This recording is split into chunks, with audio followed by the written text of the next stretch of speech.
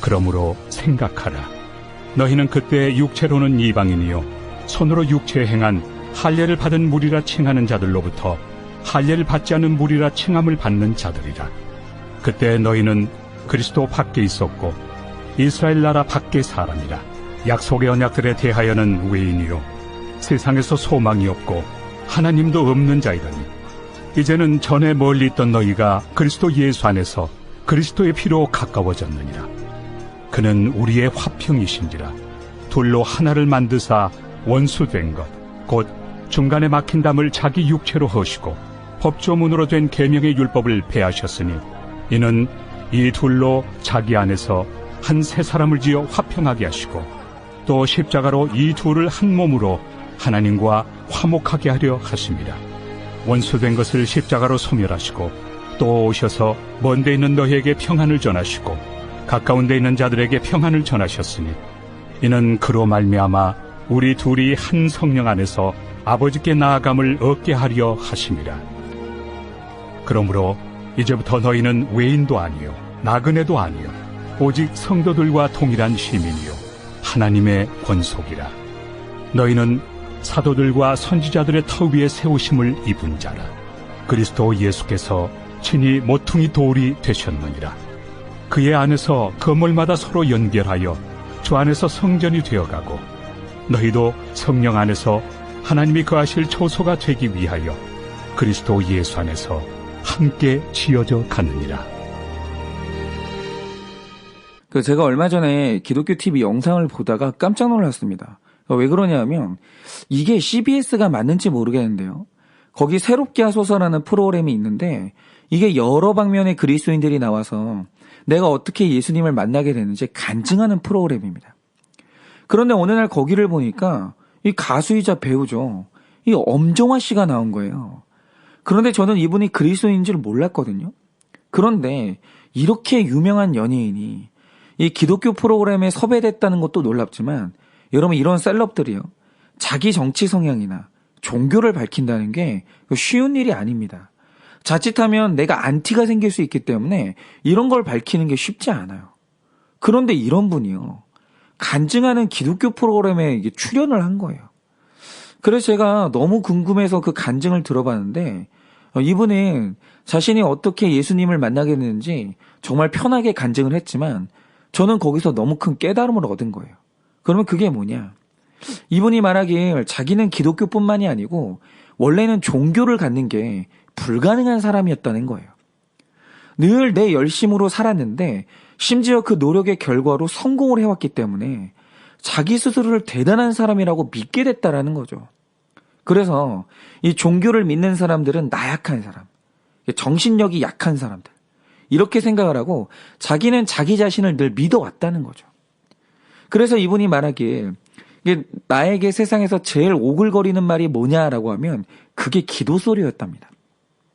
누가 자기 앞에서 하나님, 주님 이런 식의 말을 하면 왜 그러는지 모르겠는데 그게 그렇게 오글거리더라는 거예요. 그래서 생각하길 나는 내 입으로 일평생 기도할 일은 없겠다. 역시 나는 종교를 갖는 게 불가능한 사람이야. 이렇게 생각을 해왔다는 거죠. 그러던 어느 날 어떤 일이 일어났냐.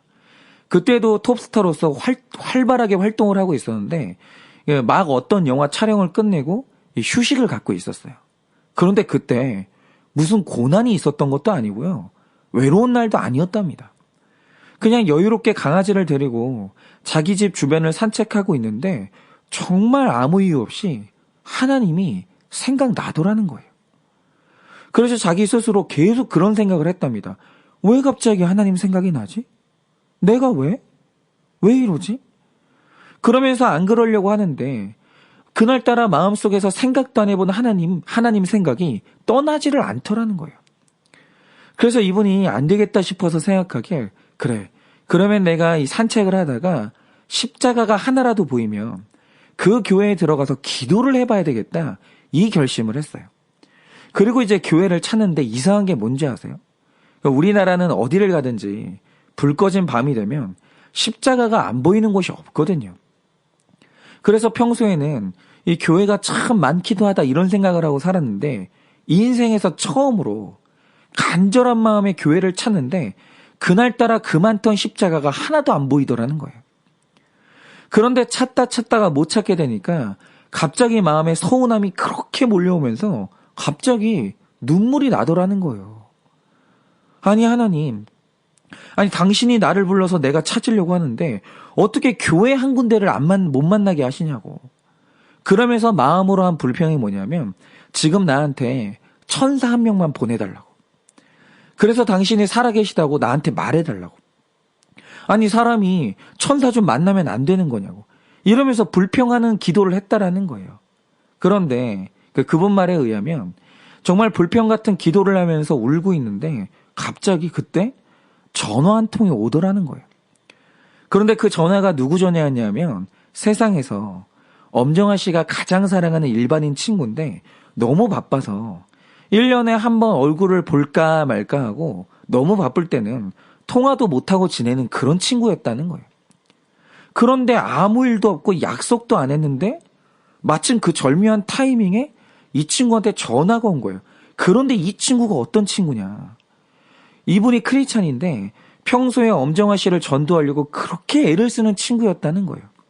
그래서 이분이 준비하길 만약 나에게 기회가 된다면 내가 내 친구의 영접 기도를 해줘야 되겠다. 이러면서 언제든지 영접 기도할 준비를 하고 있었던 친구라는 거예요. 그런데 그런 친구한테 전화가 오니까 이 엄정화 씨가 울면서 지금 자기 마음 안에서 일어나고 있는 이 이상한 일들을 다 얘기해 준 거예요. 그러니까 이 친구가 그 말을 듣고 너무 놀라기도 하고 반가워하더니 지금 내가 당장 영접 기도 해줄 테니까 빨리 조용한 곳을 찾아서 앉으라고 하더라는 거예요.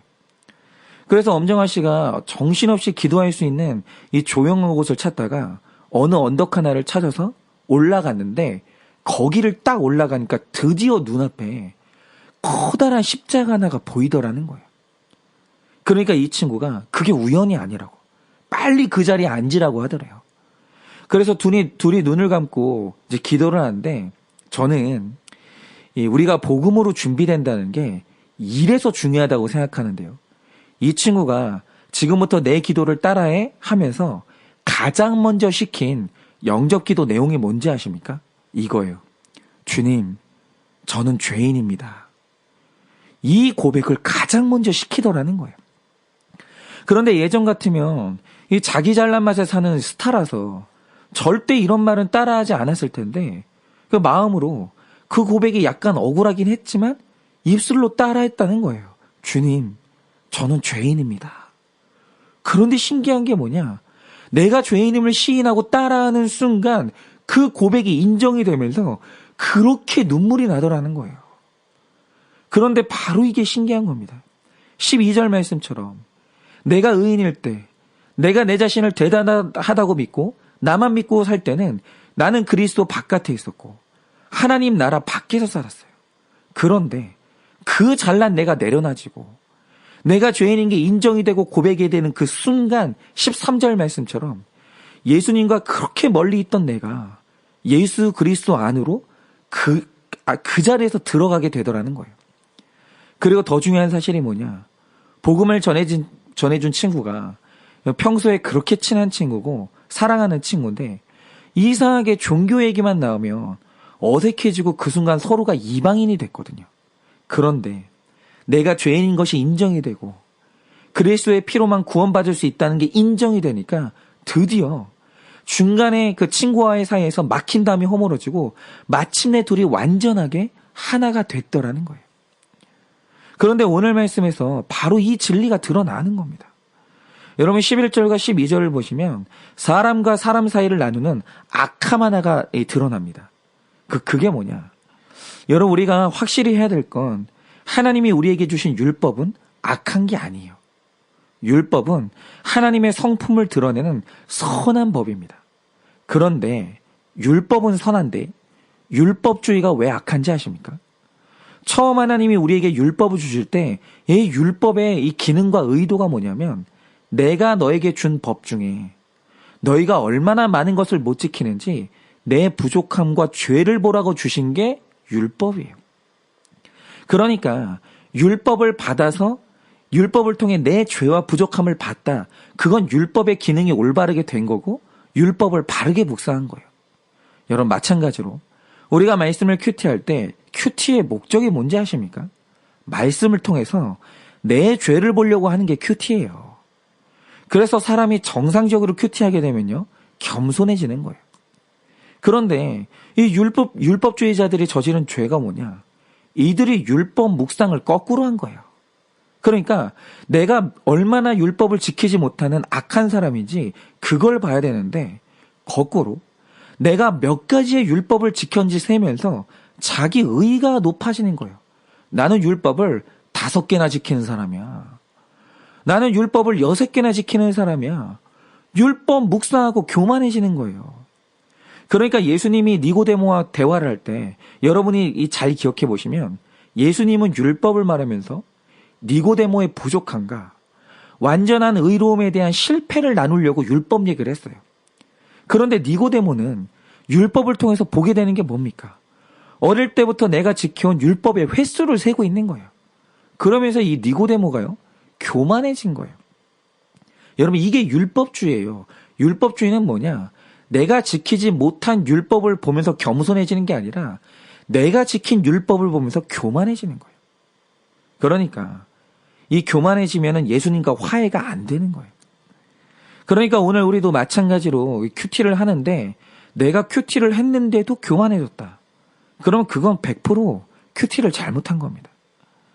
그런데 유대인들이 율법주의의 관점으로 큐티하면서 자기 의의가 강해지니까 그때부터 일어나는 이 이상한 현상이 뭐냐? 이상하게 내 주변에 무시되고 차별되는 이방인이 점점 많아지더라는 거예요. 그러자 예수님이 이 율법 외에 우리를 죄에서 구원할 다른 방법을 가져오셨는데 그게 뭡니까? 13절 말씀처럼 우리 구원의 값인 그리스도의 피를 가지고 오신 거예요. 그런데 이렇게 값을 주고 우리를 샀다는 개념을 신학에서는 리뎀션, 구속이라고 하는데 여러분 이 구속이라는 개념이 얼마나 자존심 상하는 개념인지 아십니까? 여러분 원래 이 구속이라는 단어는요, 종교적인 단어가 아니라 재래시장의 단어예요. 그런데 왜 바울이 구원을 표현하면서 이 종교 단어가 아니라 시장에서 쓰는 용어를 가져왔는지 아십니까? 자, 지금과 마찬가지로 시장에서 여러 가지 물건을 사고 파는데 중요한 건 누구나 사고 싶은 물건을 살 때 그때 구속이라는 단어를 쓰지 않아요. 그럼 이 구속이라는 단어는 언제 쓰는 거냐? 자, 어떤 사람이 강아지를 팔려고 시장에 이 강아지를 이제 내놨어요. 그러면 사람들이 지나가다가 똘똘해 보이는 놈 먼저 사가고, 털이 복실복실하니 예쁜 놈 먼저 사가고, 얼굴이 귀여운 놈 사가고, 이런 식으로 품질이 좋은 것부터 하나 둘씩 사가요. 그러다가 결국에는 아무도 돈을 내고 사려고 하지 않는 가장 쓸모없고 못난 놈 한 마리만 남는 거예요. 그러면 여러분 생각을 해보세요. 지금 강아지 주인이 내 돈을 들여서 개를 먹인다고 할 때 투자를 하는 이유가 뭡니까? 돈을 벌려고 돈 써가면서 먹이는 거죠. 그런데 먹여놨더니 이 한 마리는 아무도 사가려고 하질 않는 거예요. 그럼 여러분, 아무도 사가려고 하지 않는 이 개의 운명은 앞으로 어떻게 될까요? 이 개를 통해서 돈을 벌 수 없다는 판단이 드는 순간 주인은 더 이상 그 개에게 투자를 하지 않아요. 살려둘 이유가 없는 거예요. 사료값이 계속 나가니까. 그래서 그 즉시 냄비에 넣어서 먹어버리는가 아니면 안락사를 시키겠죠. 그런데 이상한 게 뭐냐? 이 주인이 시장에서 장사를 하는데 어떤 이상한 사람이 나타나요. 그런데 이 사람의 특징이 뭐냐? 다들 내 물건 중에서 가장 좋은 것을 집어가려고 난리거든요. 그게 인지상정이거든요. 그런데 이 사람은요, 아무도 안 사가는 가장 못난 놈. 이대로 아무도 선택을 안 해주면 죽을 수밖에 없는 녀석이 남기를 기다렸다가 바로 그 녀석을 골라 사는 이상한 사람이 나타나는 거예요. 그런데 여기서 제일 이상한 게 뭐냐? 그러면 사겠다고 하면 이 1,000원만 줘도 팔 것 같은 이 녀석을요, 이 사람은 세상에서 가장 비싼 값에 사가는 거예요. 그리고 아무도 찾지 않은 버려진 그 강아지를 그렇게 귀하게 여기면서 품에 안고 사라지는 거예요. 그런데 이렇게 가장 쓸모없는 녀석에게 비싼 값이 치러지고 기적같이 구원받고 팔리는 이 순간이 뭐냐? 당시 시장에서는 이걸 보고 구속이라고 말했다라는 거예요. 그런데 13절 말씀에서 그래서 예수가 피로 너희를 샀다고 구속을 말할 때 이 말 속에 들은 뜻이 뭡니까? 바로 너희가 아무도 선택해주지 않아서 죽음이 예정됐던 그 쓸모없는 강아지 같은 존재라는 거예요. 그러니까 이 구속이라는 단어 안에는 하나님이 우리를 핏값 주고 살 때 누구나 갖고 싶은 물건을 산 게 아니에요. 우리가 너무 사랑스러워서 값을 내고 산 게 아니라는 겁니다. 여러분, 구속이라는 단어에는 우리 의의를 칭찬하는 개념이 1도 없어요. 구속이라는 단어 안에는 우리의 무가치함, 우리의 초라함, 우리의 절망적인 상태, 그런데 이런 우리를 엄청난 값을 내고 사신 하나님의 이상한 그 사랑과 은혜, 여러분 이런 거밖에 없는 거예요. 그런데 이상하죠. 내 구원의 방법으로 내 의의를 자랑하는 율법주의로 나아갈 때는 하나님과도 멀어지고 사람과도 멀어지는데, 내 초라함과 무가치함을 드러내는 구속사로 나아가면 하나님과 내 사이에 막힌 담이 허물어지고 사람과 사람 사이에 다툼과 분열이 사라지는 거예요. 그러니까 오늘 내 삶에 이방인이 있다는 이 자체가 의미하는 게 뭐냐? 내가 여전히 내 의의를 자랑하는 율법주의에서 벗어나지 못했다라는 거예요. 그리고 이게 의미하는 더 무서운 사실이 뭔지 아십니까? 그 사람은 지금 하나님과도 멀어져 있다는 거예요. 그런데 내가 나를 볼 때 나는 이 세상에서 가장 쓸모없는 강아지라서 오늘 내가 구속받지 않으면, 죽을 수밖에 없는 절망적인 존재라는 사실이 믿어지지 않으면 나는 죽는 날까지 하나님이 나의 이방인이 될 수밖에 없고 내 삶 가운데 이방인은 사라지지가 않는다라는 거예요. 저는 제가 어릴 때 정말 용납되지 않는 이방인이 하나 있었어요.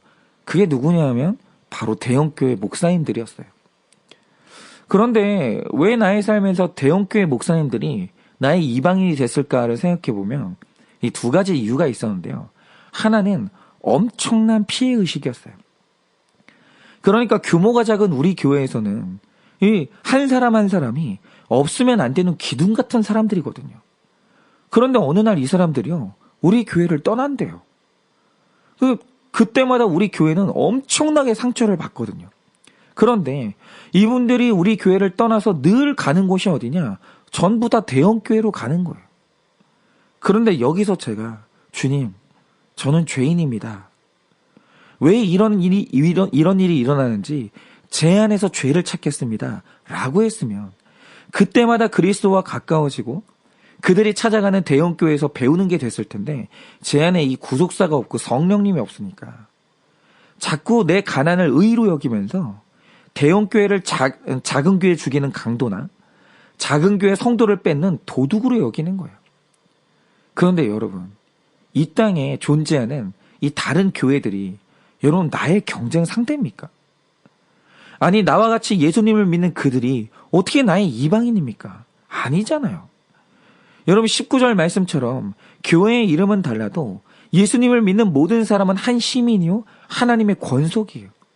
그런데 내 안에 구속사가 없고 율법주의가 남긴 자기 의만 있으니까 내 형제가 이방인이 되고 같은 하나님의 시민이 내 주적이 되는 거예요. 그러니까 나만 옳은 거죠. 그리고 상대방은 다 틀린 거예요. 그런데 제가 구속사를 알게 되면서 비로소 제 안에 그 고백이 나온 거예요. 주님, 저는 죄인입니다. 그리고 주님, 다 저 때문입니다. 제가 부족하니 누가 제 곁에 남아있겠습니까? 주님, 사람들이 떠나는 것은 대형교회 때문이 아니고 제 안에 있는 죄성 때문입니다.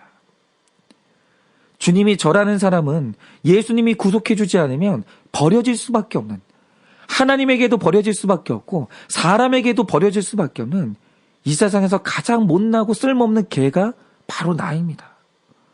어느 날 제가 이 사실을 알게 됐어요. 그리고 이 고백이 나왔어요. 그런데 그러자 그때부터 예수님의 피로 나와 예수님이 가까워지고 내 삶의 대형교회라는 이방인이 사라지더라는 거예요. 더 이상 그들이 질투가 되지 않고, 만약에 누군가 나를 떠나서 대형교회로 떠나면 거기서 내 죄를 보는 거예요. 여러분은 어떠십니까? 여러분의 삶에는 이방인이 많습니까? 나와 연결되어 있는 지체가 많으십니까?